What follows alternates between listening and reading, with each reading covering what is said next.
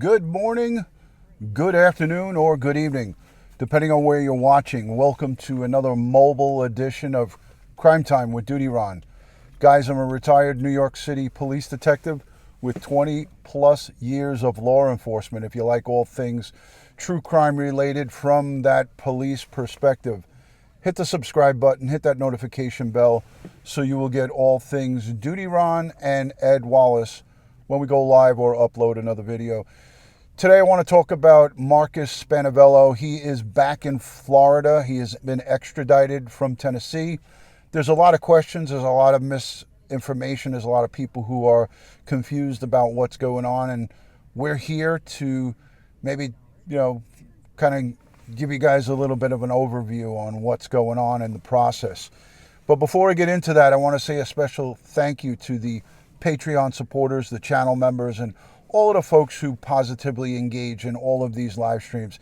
You guys are an intricate part of what makes this a great place. So I want to say thank you to each and every one of you. Hello, Trucker Steve and everybody piling in. Guys, if you haven't shared this video, share it out, get it out there. Hope each and every one of you who celebrate Easter, if you're celebrating Passover, Easter, Ramadan, whatever your celebration was over the weekend, I'm hoping that you are doing well today and continue to send strength, prayers, and positive vibes to all victims of crime and their families, as we always do here on Crime Time with DutyRon. Yes, I am still bandaged up. There's 12 stitches in my head. It will be coming out on the 26th. That's next week. But until it comes out, I got to keep cleaning it a couple times a day, keeping it clean and ready to go. By a show of hands, who saw DutyRon and the Easter Bunny? I had my Easter Bunny ears on. I was with my family yesterday, and I posted a picture of DutyRon and with my Easter Bunny ears. By a show of hands, who saw that and who got a kick out of that? I'm hoping everyone got a kick out of it. That was the reason I posted it.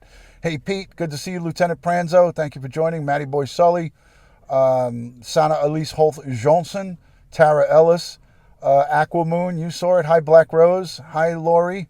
Good to see you. Hi, Karen. Love the bunny ear, says Alicia. Hi, Lorna. Good to see you. Thank you for joining. Coffee and Crime, saw the bunny ears. All right, cool. Well, go over to my community page, Polygraph, and you can see DutyRon, yours truly, with a pair of bunny ears on. It's not often you get to see it. Joe, good to see you. Joe Geneva, thank you for joining. Hi, Susan Johnson. All right, so listen.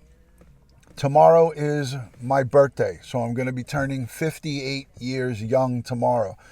58 is the new 28, so I got to consider myself turning 28 tomorrow, not 58. So I will probably be some radio silence from me. You're going to spend it with my family. I'm going to work. I'm going to still go to work. But tomorrow is birthday boy, yours truly. So 58 is the new 28. So what do you think about that? I just came up with that myself. Thank you, Pauline. I appreciate it. All right, so let's get down to business here. Let's get to business. All right, Marcus Spanovello, under the cover of darkness, was transported from Tennessee, from the place where he's been in custody for quite a bit of time now. He initially fought the extradition. He didn't want to be extradited. He was going to fight it. You can never win these extradition processes. I did it when I was in fugitive enforcement. I worked in fugitive enforcement, and we did the extraditions. It's something that could take up to 30 days if somebody fights it. And instead of waiving their extradition hearing and just saying, yes, take me back where they want me and let me have a fair trial and let me go through the process, there are some moronic people who, for whatever reason, whether they're narcissistic, they're control freaks, whatever you want to call them, they have to be in charge and in control. And I think Marcus Spanevelo fits that bill. He is control freak 101. And I used his picture. Really, I didn't want to use his arrest photo from Florida, but I wanted to put that picture up for you guys just to let you see how smirk and snug and snide, and how that picture just emulates the sickness of this guy, of how self-centered and brutal this guy is. He knows that he's caught, and he's smirking and smiling. Did anybody get that vibe from that photo? I certainly did. I got a really shitty vibe from that guy. And, you know, him sporting that smile in that picture, if you go over to the Santa Rosa County Sheriff's, I'll pull it up for you guys so you could see it. But, I mean, look at this. I mean, he's just got that look on his face that you just want to smack it off of his face. I mean, that's just my 2 cents on it. Like, you know, Santa Rosa County Sheriff's Office, they posted this 2 hours ago on Facebook. Marcus Spanovello was received at the Santa Rosa County Jail during the overnight hours from Tennessee authorities. He was booked in on 3 charges. They are evidence destruction, obstructing a criminal investigation, and obstructing justice. And these are just preliminary charges. This is charges that are fair and just, but they don't represent the meat and potatoes of what he's really going to be getting charged with. So people are, I received probably close to 100 or more emails on DutyRon.com about this. And hi, Brenda. Hello, Dr. Moskowitz. Hello, Pamela. I received so many messages voicing concern. Nikki Bella, good to see you. I saw the order for the bracelets, but I didn't see where the payment came in from. So I have to look to see what method of payment you made, Nikki. If you made it by PayPal, I didn't see that yet. I didn't see Venmo or Cash App. Those were the 3 options. So when you do the order on DutyRon.com, you got to complete the payment process as well. So just because you did the order on the website, you still have to process in your payment. So just make sure you did that. And if you did, I'll see it. I'll get a notice for it. So those 3 charges, which everybody was up in arms of, like, where's the murder charges? Why hasn't he not been charged with the murder of Cassie Carli, right? The 3 charges that Florida booked him in on are evidence destruction, obstructing a criminal investigation, and obstructing justice. But there's a hold from the state of Alabama. And if I am a gambling man, which I'm not a gambling man, but I know how this goes, that is telling me that there's now an Alabama hold. Don't forget, Cassie Carli was recovered from the barn in the state of Alabama, right? So it looks like to me, and this is common sense, but I have this experience. I have a lot of experience with dealing with law enforcement from local and outside the New York metropolitan area, that they are now waiting for the definitive answers and putting those pieces of the puzzle together before they go for the highest charges, which ultimately will be murder. He'll be charged with murder of Cassie Carli eventually, and my guess will be that it would come from the state of Florida or the state of Alabama. Now, again, we don't know. We don't know where he committed this heinous act. But law enforcement, they know, or they're getting close to knowing. So it could either be Alabama or Florida. And just because he is not charged with those charges right now doesn't mean anything. So these holds are what they can definitively say he committed. He gave bad information when he was questioned. He hid evidence, and he obstructed justice from being served. So those are 3 of the definitive charges that he's being charged with and held with in the state of Florida. But at any time, the state of Florida, if and when they come up with definitive evidence that she was murdered in Florida and then transported to Alabama, you will see, hopefully you guys are all following what I'm saying, you'll see the charges upgraded in Florida. If he did it the opposite way, where he abducted her and brought her into the state of Alabama and then committed that crime in the state of Alabama, then they will charge him with that murder charge in the state of Alabama. By a show of hands, who understands what I just said and who can get that vibe of what it is? And we won't know until 100% the autopsy and all of the forensic evidence comes back, and until the authorities, and it's a multi-state agency, you got Tennessee, Alabama, and Florida, and the FBI all jiving together and working together as one. So until they have, you cannot say, oh, we think he killed her in Alabama, or we think he killed her in Florida and then drove her to Alabama. They need to have definitive proof where they can take to a jury and beyond a reasonable doubt prove that he committed this murder in Alabama or in Florida. They will not go ahead and charge that and do it like we saw we just spoke on Saturday about Suzanne Morphew and how the Colorado Bureau of Investigation begged and pleaded with Chaffee County Sheriff not to arrest Barry Morphew, to wait before you arrest him. They sent that message. That agent, I think his name was Cahill, said, don't arrest Barry Morphew yet. We need to get our ducks in order. We need to dot our I's, cross our T's, and be definitive on everything. You'll see this in this case with Cassie Carli. They're not going to be rushed to try to charge him because he's in custody. He's being held on these charges. He's not going to get bail. The reason he's not going to get bail is because there's a want and a hold by the state of Alabama. That's how this thing works.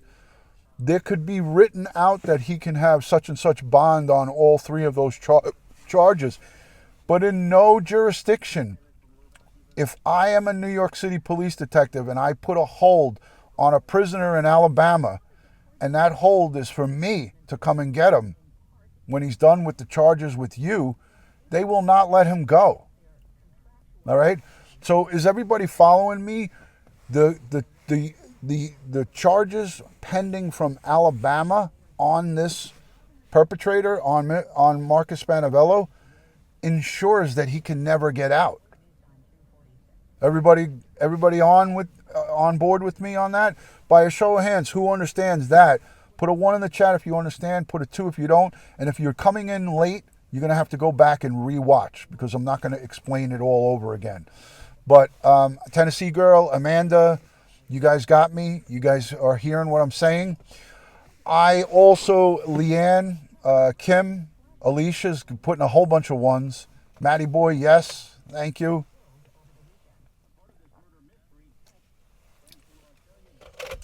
All right, Chapters of Crime, you got it. Lori, Joe Carroll, everyone's getting it. Okay, cool. Tonight at 8 o'clock, 8 o'clock Eastern time. Penelope, thank you for becoming a channel member.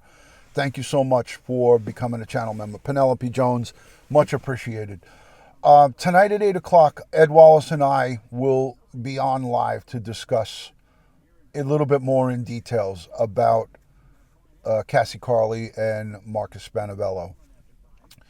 So yes, DP, pending autopsy, pending all of the case file and the discovery and all of the evidence that they are continually compiling, probably right as we speak, they're still compiling evidence and using that evidence to put in their case folder so they have beyond a reasonable doubt 100% evidence, facts, science to show that Marcus Spanovello, in fact, did take the life of Cassie Carli. And that's what they will do. I was on the phone earlier and over the weekend with Cassie's sister, Ray. And she agreed to come on with us tonight at 8 o'clock to maybe just give you guys a little bit of her thoughts and feelings. We're not going to be able to go into any details on criminal stuff or what authorities have been communicating to her. She knows through education and through advice from me and many others to keep that quiet and keep it close. But she wants to come on to speak about, the good of what is going on behind what happened with her sister. And we also will touch on the searchers that searched for her sister and things of that nature. But yeah, she will, if asked, will come on and join to speak a little bit about, this process that's going on and things like that. Ed Wallace, good to see you. Thanks for joining. So that'll be 8 p.m. Eastern Standard Time tonight. And it won't be a long one, maybe 35 minutes, 40 minutes, because I got a big birthday tomorrow. So I got to be well rested for my day. And 58 years young, 58 is the new 28. So DutyRon is going to be turning 58 tomorrow on the 19th. So I got to rest. I got to get my good 8 hours of rest for my big birthday soiree tomorrow. So I'm not going to be, I won't be live with you guys tomorrow. So it will be a day of rest for me. Ed Wallace is calling me Junior. He's calling me Junior. I got to yield to the senior guy. I got to yield to the senior dude. Thank you, Ashley. Thank you for the birthday wishes. Thank you. Fiberfloozy Jill, thank you. Fiberfloozy, thank you for your order. I'm going to mail out your wristbands. She ordered 5 wristbands, Fiberfloozy's Crafts, Jill, and she said, send me 2 and give away 3. So I'm going to have 3 EquiSearch wristbands to give away, courtesy of Fiberfloozy. Dr. Ed Moskowitz says, Ed Wallace, great to see you. I've learned a great deal from your expertise. You are a platinum professional and always persevering. Thank you, Ed Wallace. Wow, Dr. Ed, thank you. Appreciate it. Yeah, I got to get my hair done. I'm going to get my hair done. So I'm gonna make sure that I get a close shave tomorrow for my birthday. But yeah, much appreciated, guys. Again, Marcus Spanovello is now in custody in Santa Rosa County. The sheriff booked him in overnight, Easter Sunday. That was Marcus Spanovello's gift. His gift for Easter was he's being transported from one jurisdiction to another, from Tennessee to Florida, and he's going to face the music. He's going to have to face the music. There's not going to be any running away from this. So I can assure you that the wheels of justice, no extensions, L, no extensions for me. I can assure you, thank you, Crochet Me Pink. I appreciate that. Thank you. Big hugs right back to you. So do you have the court records between Cassie and Marcus prior to her disappearance? If not, I can email them. I do have them. I do. I've read them. I don't think that I'm in the position where is like, I don't want to, even though they are publicly out there, I don't want to highlight them and go over them to give a defense attorney, any extra stuff to talk about. Police off the cuff, thank you. Bill sends in a $50 super chat, and I know that that's coming from Bill and not Mark. So thank you, Bill, for the $50 super sticker. Police off the cuff sending in birthday love to DutyRon. Thank you for that. I appreciate it. Yeah, I looked at that stuff, but Ed Wallace and I agree that the less we speak about prior details and prior back and forth, because that's not going to help the case. It's going to maybe bring knowledge to people of what they were going through. Look, we know, Maui Swift, good to see you. Jess, Mystery Maven, we know that Marcus was giving her a hard time. We know that it was a back and forth and he was not agreeing to a lot. And we know that he was ordered to pay $5,900 some odd dollars, $5,900 to her. And, again, we're gonna let the district attorney and all of them mess with that.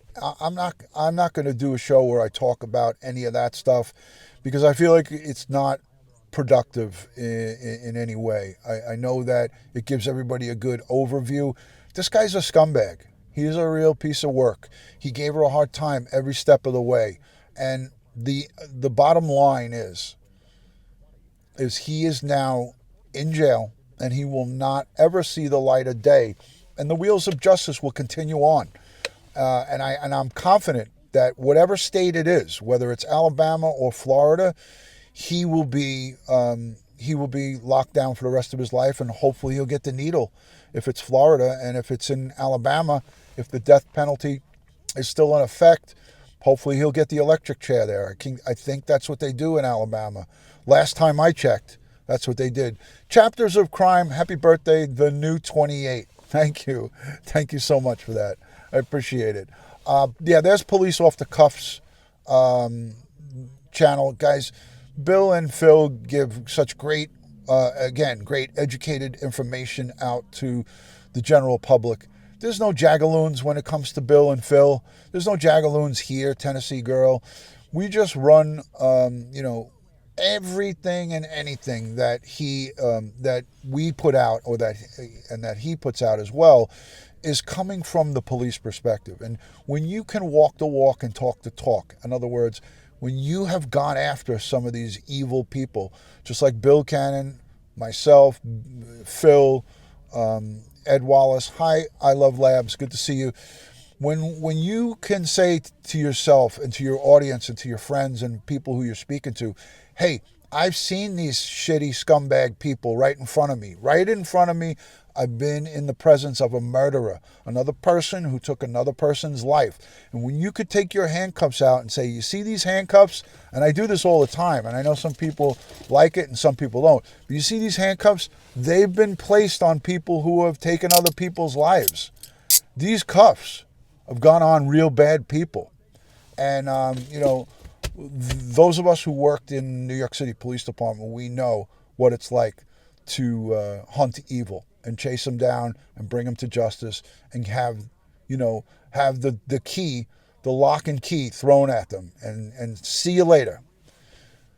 There's people who make mistakes, a one-time offender, whether it be a DWI, which is a horrific thing, or some low-level crime, and they can get out and be rehabbed and not commit that crime again and not be a repeat offender. I believe in that. But there's people like Marcus Spanovello and Troy Driver and Suzanne Morphew's ex-husband, Barry Morphew, and Maya Miliette's ex-husband. All of these scumbags that take other people's lives, they don't need to be out walking amongst us. They need that key to be turned. They need to be locked up and the key thrown away. And in the states that have the capital punishment, as the sheriff said, give them the needle, So, again, I really appreciate you guys joining for this little short live stream. Again, much love and respect from my house to yours. Little Bit says, my friend was murdered here in Alabama in 1976. He was not executed until 2008. Thomas Whitenhaunt, serial killer. Yeah, so the death penalty takes such a long time to have it done, and families have to see and hear about all of the appeals and all the crap that they give them. Sometimes I think that just life in prison without the possibility of parole is more of a painful, slow death, because they enter the prison system, they enter the system with a life sentence, and the only way they leave is in a body bag.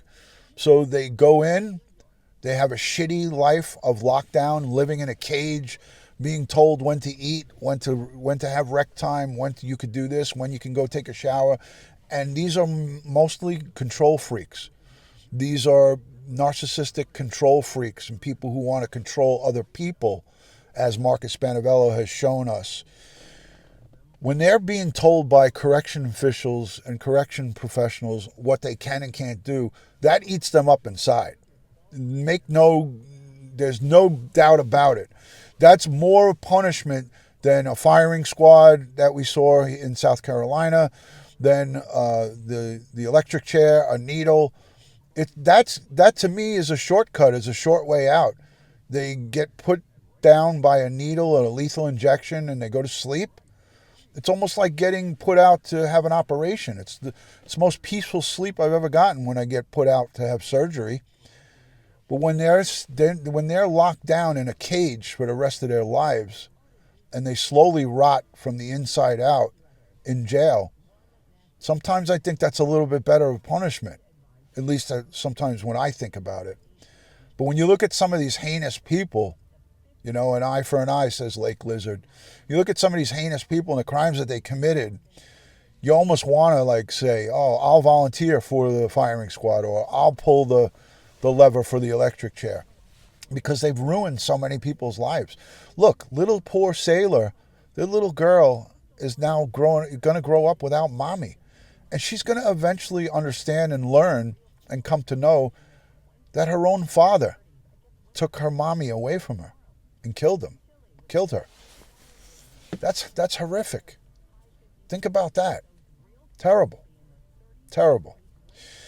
Well, everybody who has given super chats, Bill, police off the cuff, Bill Cannon, Santa Elise Holf Johnson sends in a $50 super sticker, and everybody who has contributed, I really appreciate you guys. You guys are awesome. Again, 8 o'clock tonight, we will go a little bit further into this. And a needle is a lethal injection. It's a concoction. It's a cocktail of drugs that make your heart stop beating, and you go to sleep, and you die. So that's the death penalty by lethal injection. Brent Montgomery, thank you for the $5 super chat. Much appreciated. Yeah, people look at it like that too, Lake Lizard. There's two arguments on both sides of the aisle. When you talk about the death, capital punishment and the death penalty, right? When you talk about that, it takes over 20 years to do it. So the people are still paying for their incarceration, and it's argued that the death penalty, the death row inmates, get better treatment than the regular inmates. And, that kind of sucks too, So either way you slice it, it's a long-term commitment. 2 decades or more before the sentence imposed gets done. So, it is what it is. Get your business credit. Welcome to the DutyRon Gold. Thank you, Get Your Business Credit. Thank you for becoming a DutyRon Gold member. That's an honor. So I appreciate you becoming a member. Whoever you are, I greatly appreciate that. And if you want to tell me who you are, you could go over to DutyRon.com, and I'd like to say thank you personally to you for becoming a DutyRon Gold member. Anyways, much love and respect from my house to yours. There she is, Dawn Marie. Again, tonight, Cassie Carli's sister, Rayanne, may join us for just a short period of time. Thank you so much, Alicia. Thank you for that message. I appreciate it. And thank you for being a member. So Ray may join us for 10 or 15 minutes tonight, just to so you could hear it from her about how the family's feeling, about how Sailor did on Easter, the first Easter without her mom there, without mommy there. We're going to keep it light, and we're going to keep it pretty straightforward. So 8 o'clock tonight, me, Ed Wallace, will be hanging out. Hopefully, I know he brought his equipment. He's in an undisclosed location right now. So we will try to get a short little live stream in for you guys tonight, 8 p.m. Eastern Standard Time. I'll see you there. God bless the world. God bless the United States of America. And God bless each and every one of us here in the chat, but especially all victims of crime and their families. We pray and we send them prayers, positive vibes, strength, and all things good from this community to their homes. Thank you so much for the replay viewers, the moderators, and everyone who makes this possible. Thank you to all of you who support this great community. Without you, we don't have anything. So it's a two-way street. Love and respect. I'll see you soon. Thank you, guys. Peace.